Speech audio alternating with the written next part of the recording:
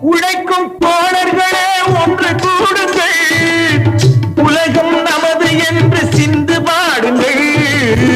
உழைக்கும் தோழர்களே ஒன்று கூடுங்கள், உலகம் நமது என்று சிந்து பாடுங்கள்.